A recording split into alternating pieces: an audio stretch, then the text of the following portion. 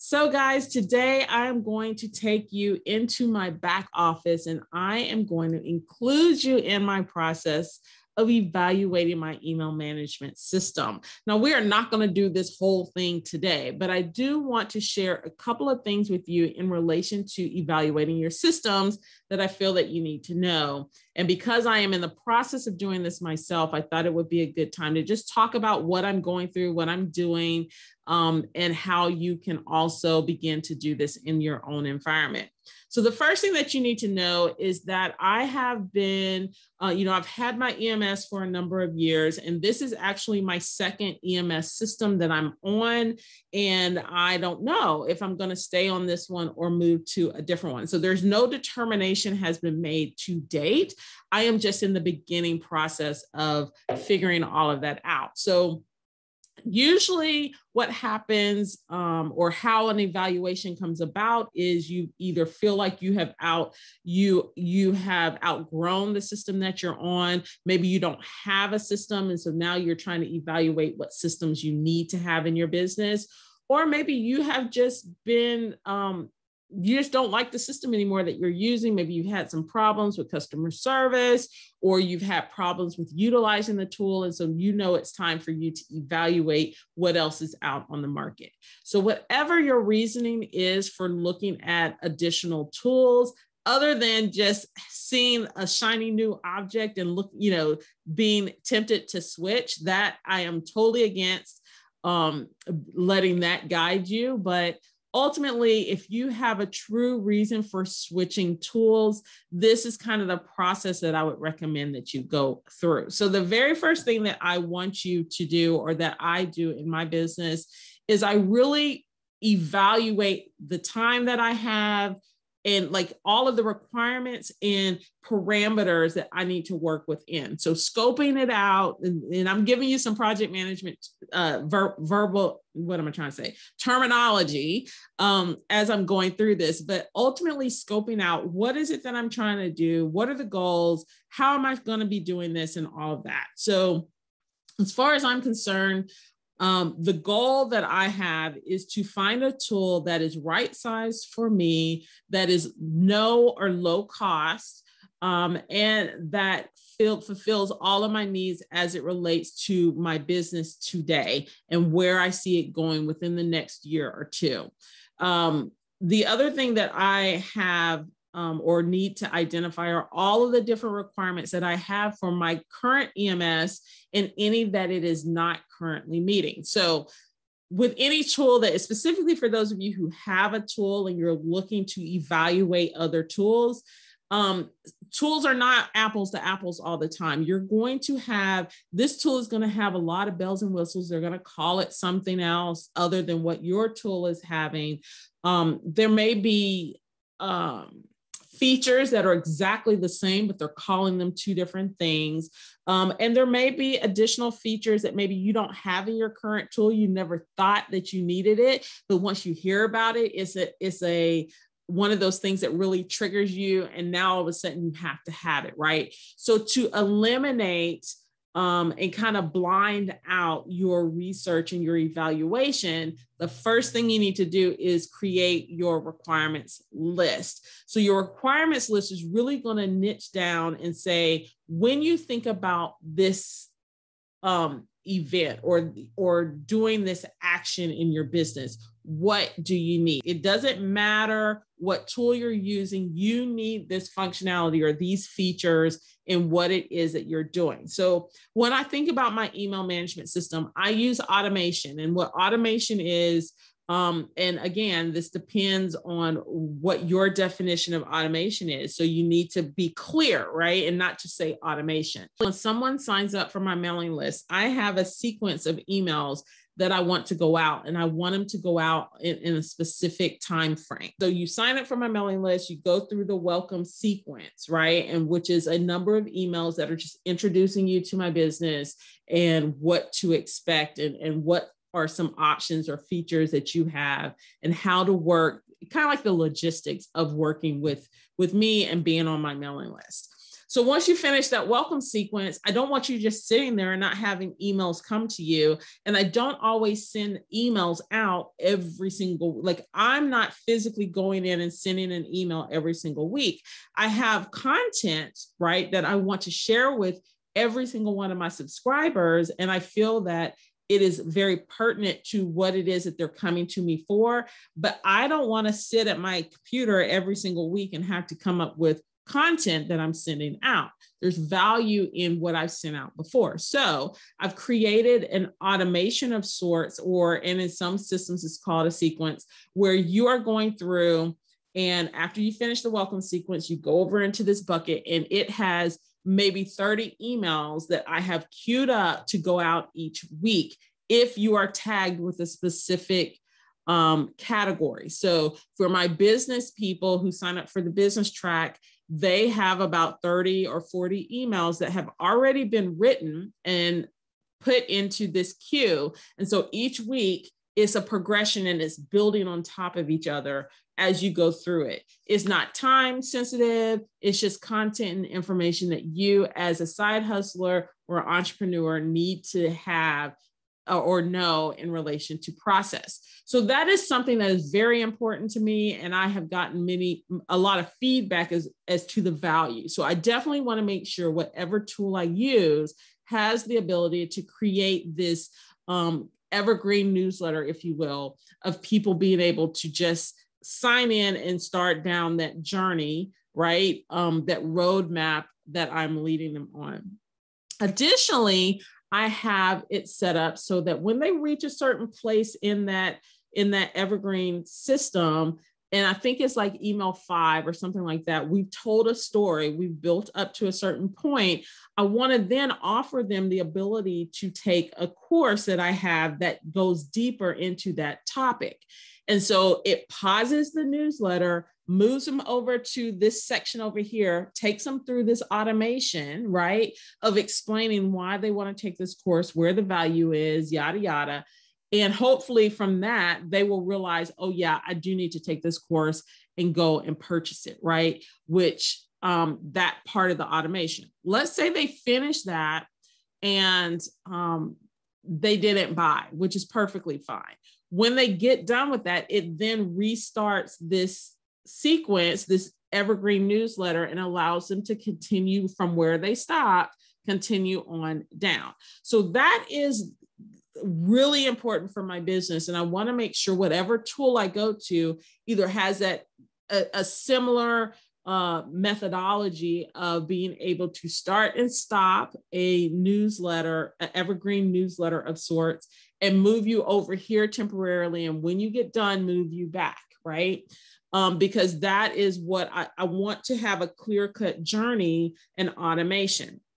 Now, within my current automation, one of the things that is a struggle is that I want to be able to at times say, okay, they've entered this sequence, if you will, this set group of emails that I want to go out.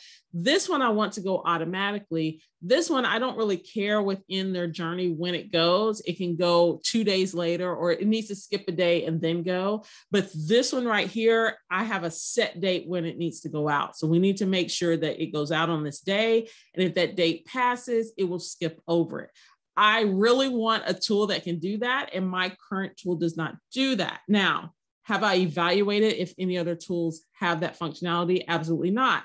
However, as I'm evaluating new tools, that is a feature set that I need to see if anybody has that ability. It may be something that I've created in my head that just doesn't exist, and that's okay, but I need to be able to put it down to as an evaluation point. Because when you're comparing apples to apples, right, and you realize that these tools are pretty much the same, but this one has this additional feature that, hey, they've got this one, then you may lean to this one over here. If they're exactly the same and there's no feature differences, then it comes down to cosmetics, to UI or user interface, how it looks to you, how it feels as far as the clunkiness or the colors or just the ease of you moving around. That's when it gets a lot more subjective. So the purpose of your requirements document is really to help you do a comparison of apples to apples and taking the emotion out of it and really dealing with the analytics and the stats, right? The facts of the system, without adding in those subjective things. So go through your system, figure out what are the features that you're currently using and are really important to the workflow that you have in your business. Write those down, put them in categories. You also want to identify features that maybe you utilize, but aren't as important. If you didn't have them, it wouldn't be a big deal. Or things that are pain points of, this would be a nice to have if it has this feature, but I understand it may not. Or I really want to see how you handle purchases, right? So you may not have a specific, you need to have you may say it needs to have a purchase feature. I need to be able to connect my Teachable or Thinkific account to my EMS system, right? It needs to have a direct integration. Maybe that's a feature that is on your requirements list. But then an optional feature may be that you want it to be able to segment out in a more detailed fashion the purchases that are made, or that you want it to automatically tag it with something within your system. Or, what I'm saying is the way that the feature works. Maybe you don't really care how it works. They have to have it, but you don't really have a preference on how it works.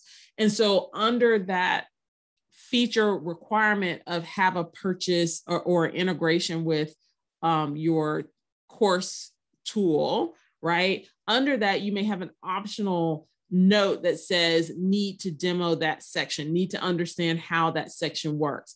And what this would trigger for me as I'm looking at this requirements list. So let me pause for a second and say that when I am doing this process, it's not an do it all in one day type of thing. It's a write your requirements list, take a break, right? Take a step back, let it marinate. You're going to come back and read through the list and verify that there's nothing that is missing from the list. So at the point when you feel like the list is where it needs to be, that is when you will start looking at various tools that could potentially be in the running. Now, you can choose to limit your evaluation set or the tools that you are going to evaluate, or you can just say, hey, I'm going to look at everything that I find. I would caution against that because you want to make sure that it really makes sense for where you are in your business. So if you are a beauty shop, for example, you're a hairstylist, you may research for email management systems that cater to, beauty shops. I don't know if there's an EMS that does that, but they may have different feature sets that are specific or unique for stylists, right? Versus what I see a lot of times is you've got creators and bloggers versus freelancers, or versus a small business that has 50 employees, or you need a tool that is going to allow other people to have access to your account. So delegation features and things like that. So depending on the clientele that particular EMS serves, it may give some different functionality that it may be like the Cadillac and you need the Nissan, right? So it's basically, when you look at the industry that you are in, you can do research and say, I'm looking for an EMS that is great for freelancers, or EMS that is great for marketing specialists. That will help you narrow down your market of options that you can choose from. Now, I would suggest maybe look at 3 to 5 tools. I definitely would start with 3 or have that as the minimum. And unless you have really narrowed it down and gotten down to that one, I would say start your search with 3 to 5 tools. Once you have evaluated, the 3 to 5 tools, you'll be able to know, have I found one that looks pretty good, or do I need to continue to look? Okay. But don't start with this huge list of resources and trying to niche it down, because you're going to get overwhelmed and it's just going to be way too much that you're going through.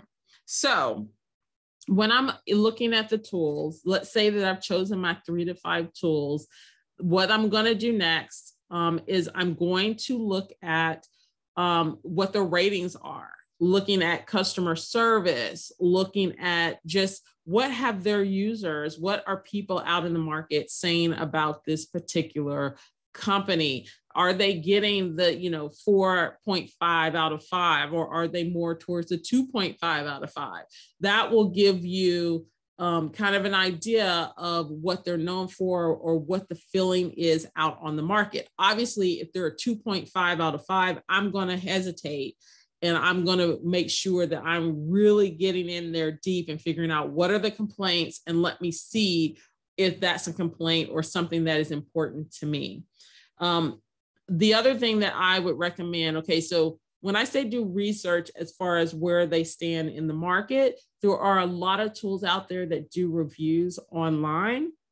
And so all you have to do is literally Google what are the top email management systems of 2021. And what that will do is it will pull back a list of blog posts that have been put out there, or websites that have done the comparison of these various tools. Now, this is a caution that I will give you. A lot of times companies are paid to do reviews, or it is beneficial for them to do a review of a tool that they're favorable of.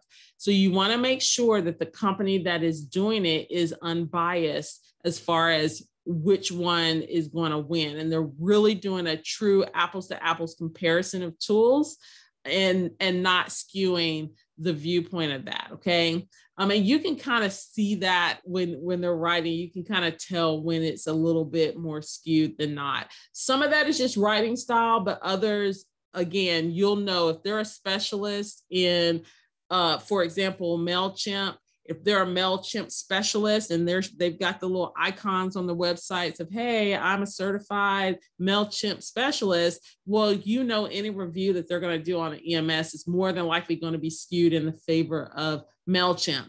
Now, if they're a MailChimp and a ConvertKit specialist and they show that, hey, I just specialize in all of these different tools, then they're just an EMS specialist, and they will probably be a little bit more unbiased, because they'll be able to say, okay, if you need this, this, and this, ConvertKit is probably going to be better for you. And if you have this, this, and this, then MailChimp may be the way that you need to go. So that's how you can kind of determine if the reviews that you're looking at make sense, or that you really need to pay attention to them. So I would look at those reviews. The other thing that I would do is utilize YouTube videos to get some real life experience and feelings regarding the platform. Now, again, most of these are going to be skewed in the favor of one versus the other. But the value of this is that you're getting real life opinions regarding the tools and why they chose what they chose. So this would be good if you are, let's say that you've gotten down to your 3, you could put in, and I'm just throwing these out here. I don't know, I have no rhyme or reason, but let's say that you're comparing MailChimp, ConvertKit, and MailerLite. You put those 3 in, say ConvertKit versus MailChimp, ConvertKit versus MailerLite, MailChimp versus MailerLite. Like, put all those in the search, or just put the 3 words in the search and see what pops up. And you'll see that lots of people have done comparison videos that will kind of guide you as to which one they prefer and why. And so in this research that you're doing, you're just notating what people are saying. It's not saying that you're going to follow exactly what what they're recommending. You're just doing your market research. Another way that you can gather some research, again, we are just gathering research. We are not letting this dictate our choice, okay? But you could go to Facebook or your social media platform and just, let's say you belong to a business group, for example, you can post in that business group, I am researching EMSs or email management systems. Tell me which ones you use and why you chose it. Like, the one caution I will give you, because I see this all the time where people are like, I'm looking for a new EMS. What do you use? And they use that to get their list of things to choose from. when you're posting in these groups, be a little bit more specific so that you can get really valuable feedback. Okay. So the way that I would suggest you do it is you post in the group and you say, hey, I'm evaluating my email management system. I'm curious as to what people are using and what made them choose that system, or what you're using and what you like about the system. That's giving you a little bit more richer context to go by, right? So you post that, you get that feedback. You're taking this feedback in, and you can have a spreadsheet or what have you. I may go ahead and create a new video in Organized Academy Vault to kind of walk you through how to gather this information and where to keep it so it's all together. But start to gather this information and really do an evaluation as far as what is the market saying about these tools, and what, so ultimately you're going to look at your requirements list, right? And what you have determined is important for a tool, and also looking at what is the market saying about these tools, and where are some places where maybe I need to focus my attention a little more to determine which one makes sense for where I am in my journey. So once you've done that and you've gotten all this market behind the scenes research, then it's time to begin to truly evaluate the tools. And the reason why I have you do that market research ahead of time is so that you have a basis and you have like the questions that you want to ask. If you hear that customer service is really bad with a particular tool, maybe you need to really evaluate what have they done, with this tool in the customer service realm. If you're talking to somebody about the tool, ask them specifically, what has your experience been with customer service, or what are you guys doing to improve your customer service? It's going to help you develop the right questions to ask in a demo situation or when you are evaluating the tool. So we've got our market research together, and now it's time to do the demos of the tools. So the way that I typically do this is I start with YouTube. YouTube is such a valuable resource. And so I go to YouTube and I look up the actual tools, because more than likely they're going to have the nuts and bolts demos of their tools for you to see how they work. Most vendors, specifically software vendors, will do this. One of the things that I will caution you on is that most of the time they're going to be demoing the full feature set. So if you're looking, let's say that you don't even have an EMS and you're looking to find the tool that makes sense for where you are in your business, which is ground zero, you're going to look at those demos with understanding that this feature is an advanced feature. I'm not going to have that. This feature that they're showing, yeah, that's great. As I'm thinking about future life, right? Where can I continue to grow, and what will be nice to have when I can afford it?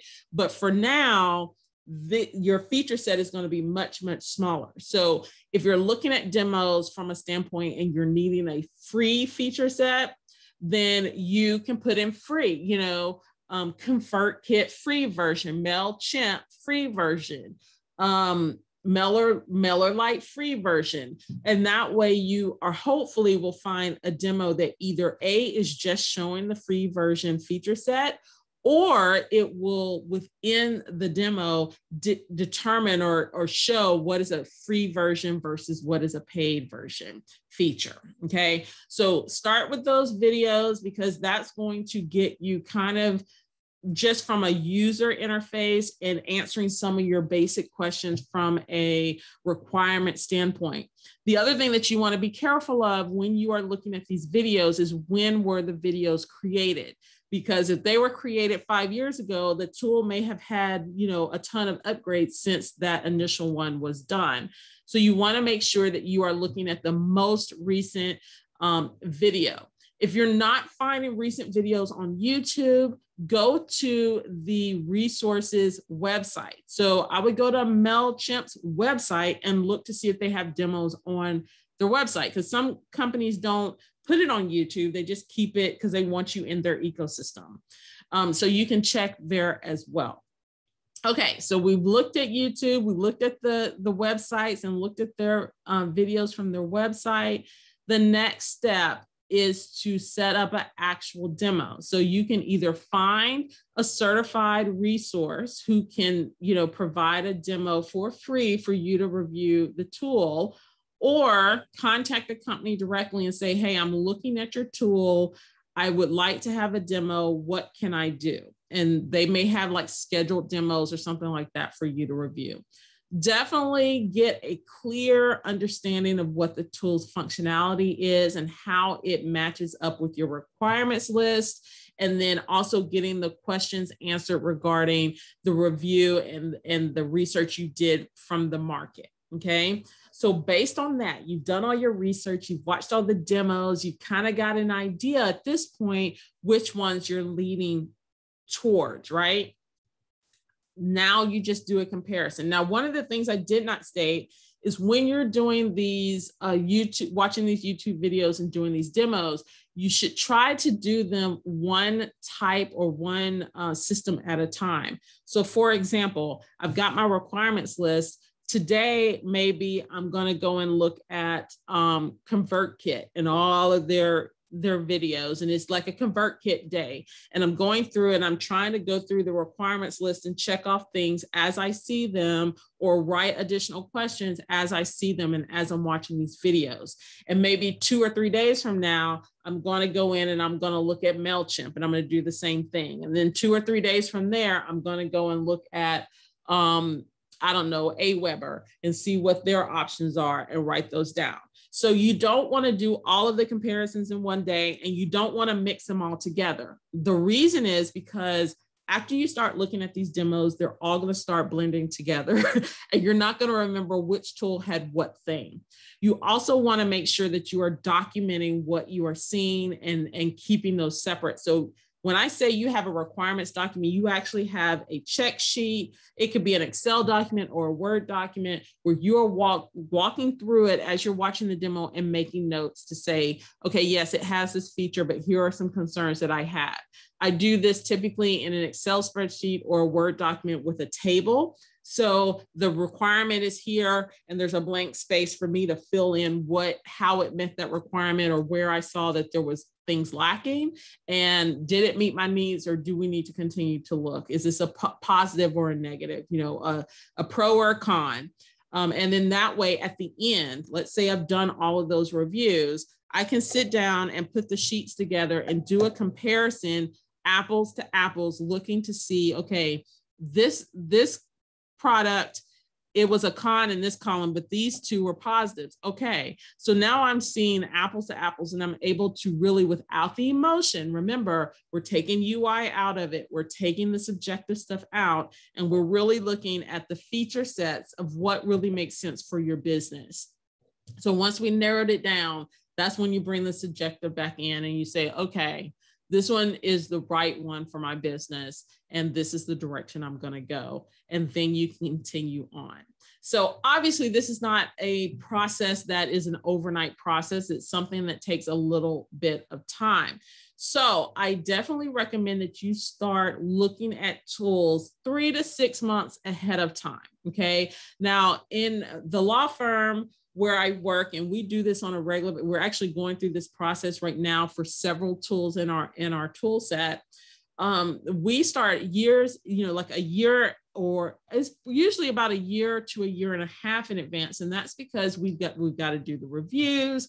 We have to set up the various meetings, do the financial comparison. Then we're looking at, okay, once we make the decision, then we've got to look at the implementation process. And so, transferring content and data and making sure we're training our users. And so that is a big transition for us. And we don't do things lightly at the company. So looking at a small business obviously doesn't have as many bells and whistles, not bells and whistles, don't have as much red tape to go through. You don't have as many users that have to be trained. It's usually you, or maybe you and a couple of other people.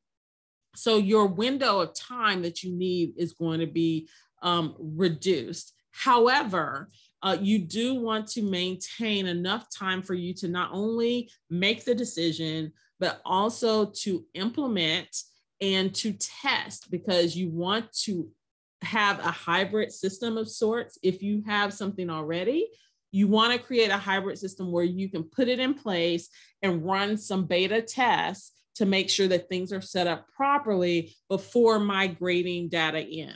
And then not to mention, you need to make sure that you are adding in time for you to clean up data before you migrate it. Okay, so that is really how I go through the process of evaluating a tool, and then beginning the process of implementation, which I just kind of touched on it a little bit, but there's a lot of things that you need to think about when it comes time to implementing a brand new tool into your environment or your ecosystem. So I hope you found this helpful. I know it was a lot of detail and a lot of information to go over in a short period of time, but if you are interested in going deeper, definitely reach out to me and let me know. For my Organized Academy Vault members, I will more than likely be adding some content to the Vault that covers this in a little bit more detail, because I understand how complicated picking a new tool, or I'm not going to say complicated, but how overwhelming that process can be. And I have seen so many small business owners making the wrong decisions based on emotion, based on the excitement of a brand new bell and whistle that a tool is promising, but they're not able to deliver. And so it's one of those things that I really want to help you navigate as the time comes forth for your business. So again, it's going to be a process that I'm going through over the next 3 to 6 months. Obviously, my contract with my current EMS ends in November. So I have from now, which is, we're in the end of June, mid-June. From now until then, I have to not only make a decision, but also migrate my information over. So I will be taking you on the journey through my social media accounts. And so definitely connect with me there to watch the journey unfold. All right. I hope you found this helpful. I'll talk to you soon.